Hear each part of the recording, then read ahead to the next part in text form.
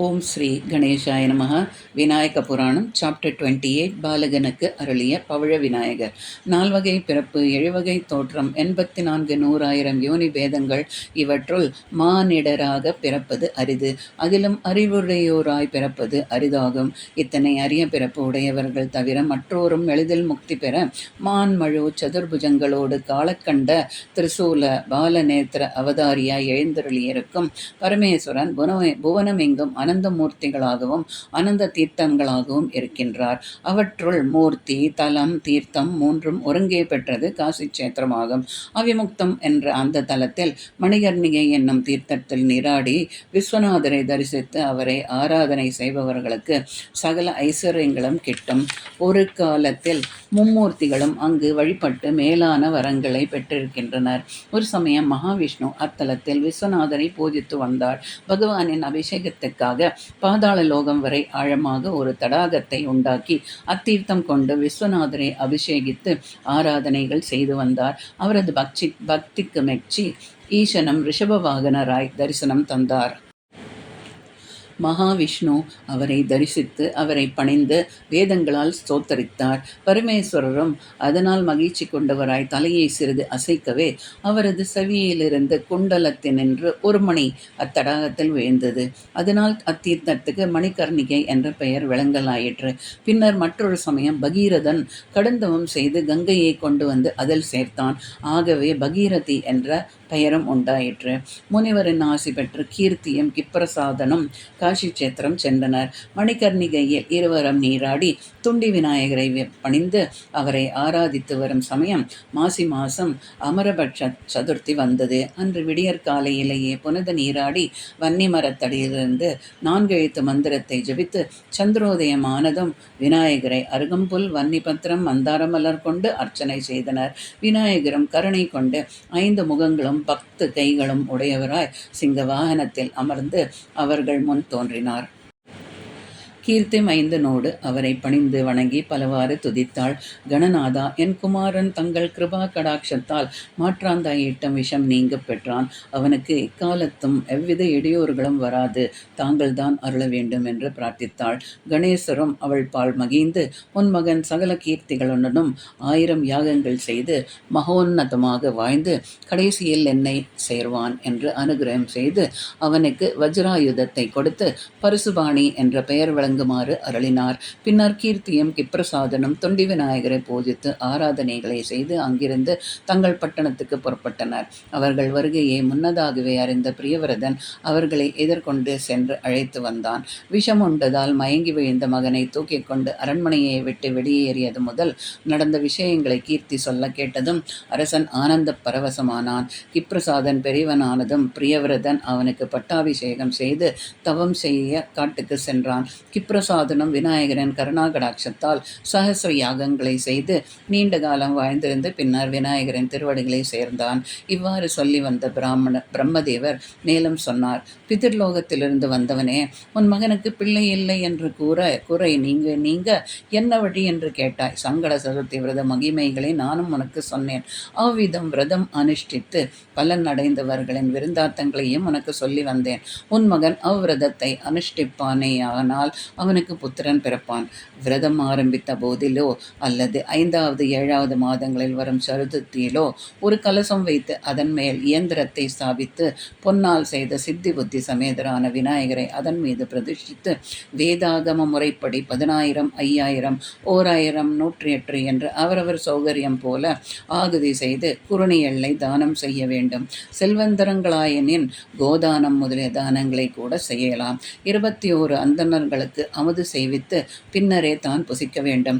விரதம் முடிந்ததும் பிரதிமைகளையும் இயங்குந்தரங்களையும் ஆச்சாரியரிடம் தானம் செய்துவிட வேண்டும். விநாயக பெருமானுக்கு விதித்துள்ள விரதங்களில் மேலானது இதை தவிர வேறு ஒன்றும் இல்லை. பிரம்மனின் வார்த்தைகளை கேட்ட கிருத்த வீரியன் தந்தை அவ்விரதத்தின் சகல மகத்துவங்களையும் அதை செய்யும் கிரமத்தையும் ஒரு புத்தகமாக எழுதி மனத்திலே கடுமையாக தவம் செய்ய மகனின் கனவிலே தோன்றி அவனிடம் கொடுத்தான். கிருத்தவீர்யா, நமது வம்சம் சந்ததி இல்லாது போய்விடுமே என்று கடுந்தவத்தை மேற்கொண்டுள்ளாய். பிரம்மதேவன் எனக்கு உரைத்தபடி சங்கட சதுர்த்தி விரதம் பற்றிய விவரங்களை இப்புத்தகத்தில் குறித்துள்ளேன். இவ்விரதத்தை தவிர மேலான விரதம் எதுவும் இல்லை. அந்தணர்களைக் கொண்டு இதை வாசிக்க செய்து விரதத்தை தொடங்கி ஒரு குறைவுமின்றி முடிப்பாயானால் உன் மனோரதம் ஈடேறும், நமது வம்சமும் தழைக்கும் என்று சொல்லி மறைந்தான். கண் விழித்து பார்த்த கிருத்தவீரியன் கையில் புத்தகம் இருப்பதைக் கண்டு பேரானந்தம் கொண்டவனாய் மனைவியை அழைத்து கொண்டு ஊர் திரும்பினார். அரண்மனையை அடைந்ததும் வேதம் கற்ற அந்தணர்களை அழைத்து வந்து அவர்களிடம் புத்தகத்தை கொடுத்தான். பிராமணோத்தமர்களே, இப்புத்தகத்தில் சங்கட சதுர்த்தி விரதம் பற்றிய விவரங்கள் இருக்கின்றனவாம். தாங்கள் அவற்றை படித்து அறிந்து என்னை அதன் பிரகாரம் செய்ய வைத்து கிருதார்த்தனாக்க வேண்டும் என்று அவர்களிடம் பிரார்த்தித்தான். அவர்களும் மகிழ்ச்சியோடு அப்புத்தகத்தை வாங்கி பிரித்து பார்த்தனர். அரசே, தாங்கள் பாக்கியமே பாக்கியம். விநாயகமூர்த்திக்கு பிரியமான இவ்விரதம் பற்றி இதுவரை நாங்கள் கேள்விப்பட்டதே இல்லை. தங்கள் மூலமாக இவ்விரதத்தை நாங்களும் அறிந்து கொள்ளும் வாய்ப்பு கிடைத்ததை பற்றி எங்கள் மகிழ்ச்சியை எவ்வாறு விவரிப்பதென்பது தெரியவில்லை. பிரம்மதேவனால் சொல்லப்பட்டிருக்கும் எழுதப்பட்டுள்ள விரதத்தை தாங்கள் அனுசரித்து தங்கள் வம்சம் விளங்க புத்திரனை அடைவீர்களாக என்று போற்றினர். விரதமும் குறித்த காலத்தில் எவ்வித விக்னமும் இன்றி முடிவடைந்தது. அரசன் அந்தணர்களுக்கு ஏராளமான தானங்களை கொடுத்தான். 16,000 பசுக்களை வேதமரமர்களுக்கு அளித்தான். இவ்வாறு இருந்து வரும்போது அரசனின் தேவி சுகந்தை கருவுற்று ஆண்மகனை பெற்றாள். கண்ணை பறிக்கும் காந்தியை உடைய அக்குழந்தைக்கு கையும் காலும் மட்டும் இல்லாதிருந்தது. இதை கண்டு அரசனும் அரசியும் பெரிதும் வருந்தினார். எத்தனையோ தவம் இருந்து மேலான விரதம் அனுஷ்டித்து பிறந்த பிள்ளை இவ்வாறு குறையோடு பிறந்திருக்கிறது என வருந்தினர். விநாயக பெருமானின் அருளால் பிறந்த குழந்தையின் உள்ள ஊனத்தை அப்பெருமானே நிவர்த்தி செய்வார் என்று மனதை தேற்றிக் கொண்ட அரசன் மனைவிக்கு பலவாறு ஆறுதல்கள் சொன்னான். நாட்கள் நகர்ந்தன. ஒரு சமயம் தத்தாத்திரேய முனிவர் அரசனது அரண்மனைக்கு வந்தார். அரசன் அவரை அழைத்து வந்து ஆசனம் அழைத்து உபசரித்தான். அப்போது அவரிடம் அரசன் சொன்னார், சுவாமி, எத்தனையோ தவம் இருந்தேன். விநாயக பெருமானை குறித்து சங்கட சுருத்தி விரதம் அனுஷ்டித்தேன். அவர் அருளால் பிள்ளை இல்லாத எங்களுக்கு இருந்த குறை நீங்க எப்பாலகன் பிறந்தான். ஆனால் இவனுக்கோ கைகளும் இல்லை, கால்களும் இல்லை. பிள்ளை இல்லாத குறை நீங்கிவிட்டது என மகிழ்ச்சி வெள்ளத்தில் திளைத்திருந்த என் உள்ளம் வெந்து வேதனைப்பட இப்படி ஆகிவிட்டது.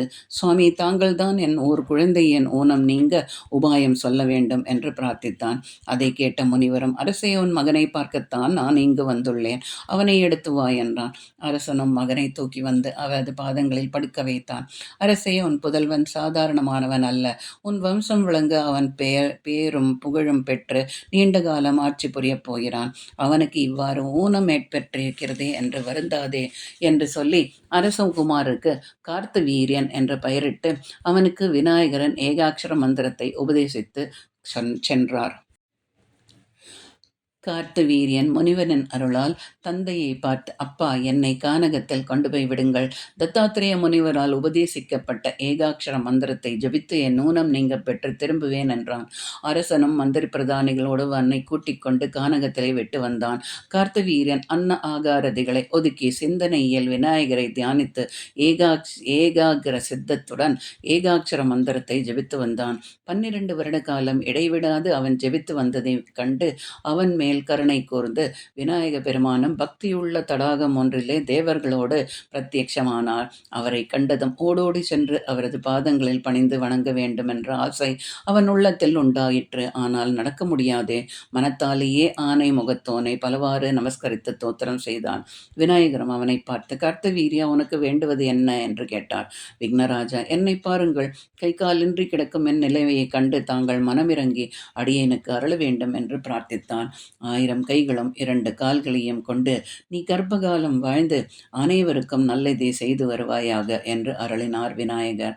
அந்த நேரத்திலேயே கை கால்கள் இன்றி கிடந்த கார்த்தவீரியன் 1000 கைகளும் 2 கால்களும் வளர எழுந்திருந்தான். பகவானின் கருணா கடாட்சத்தை எண்ணி பலவாறு அவரை துதித்தான். அவ்விடத்தில் பகவானுக்கு ஆலயம் ஒன்று எழுப்பி அதனுள் பழத்தால் பிரதமை செய்து பவழ விநாயகர் என்ற நாமோதயத்தோடு பிரதிஷ்டித்தான். அந்த வனத்துக்கு பவழவனம் என்றும் பெயர் ஏற்பட்டது. ஆதிசேஷனும் ஒரு சமயம் பூபாரம் தாங்கும் சக்தி குறைந்ததால் அவ்வனத்துக்கு வந்து அப்பெருமானை பூஜித்து இழந்த சக்தியை பெற்றான். அதனால் அவருக்கு தரணிதர விநாயகர் என்றொரு நாமமும் ஏற்பட்டது. ராவணன், பஞ்சபாண்டவர்கள் ஆகியோரும் அவரை ஆராதித்து பல நன்மைகளை அடைந்தனர். இவ்வாறு சொல்லி வந்த தேவேந்திரன் சூரசேன மகாராஜனை பார்த்து மேலும் சொன்னான். அரசே, தோஷத்தின் காரணமாக என் விமானம் கீழிறங்கிவிட்டது. சங்கட சதுர்த்தி விரதம் அனுஷ்டித்தவர்கள் யாராவது ஒருவர் எனக்கு அவ்விரதத்தின் ஒரு நாள் பலனை மட்டும் தத்தம் செய்தால் போதும், என் விமானம் மீண்டும் விண்ணில் எழும்பும். சூரசேனன் தூதுவர்களை அழைத்து, நீங்கள் நகரம் முழுவதும் சென்று சங்கட சதுர்த்தி விரதம் செய்தவர்கள் யாராவது இருக்கிறார்களா என்று கேட்டு அறிந்து அவரை உடன் அழைத்து வாருங்கள் என்று அனுப்பினான். தூதுவர்களும் நகரத்துக்கு சென்று வீடு வீடாக விசாரிக்கத் தொடங்கினர்.